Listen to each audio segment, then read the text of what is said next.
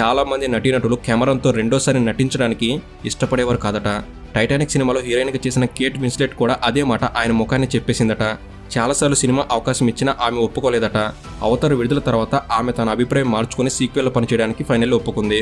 ఇక చిన్నతనం నుంచి కెమెరాన్ జంతు ప్రేమికుడు, అందుకే మాంసాహారం ముట్టడు. చివరికి పాలు, వాటితో తయారైన పదార్థాలు కూడా తీసుకోడు. సినీ రంగంలోకి వచ్చాక మొక్కల ఆధారిత మాంసం, చీజ్, డైరీ ఉత్పత్తులు తయారు చేయాలని ఓ స్టార్టప్ని మొదలుపెట్టాడు. కెమెరాన్ భార్య సుజీ అమిస్ ఆ వ్యాపారాలను చూసుకుంటుంది.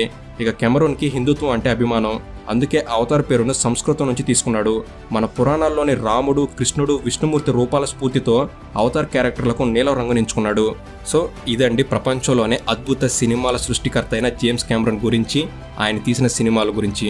ఆయన తీసిన సినిమాల్లో మీకు ఇష్టమైన సినిమా ఏది తప్పకుండా కామెంట్ చేయండి. ఈ వీడియో అనేది మీరు కొత్త విషయాలు తెలుసుకోవడంలో ఎంతో కొంత ఉపయోగపడిందని భావిస్తున్నాను. ఈ వీడియో కనుక మీకు నచ్చినట్లయితే జస్ట్ లైక్ చేయండి చాలు. ఇలాంటి మరెన్నో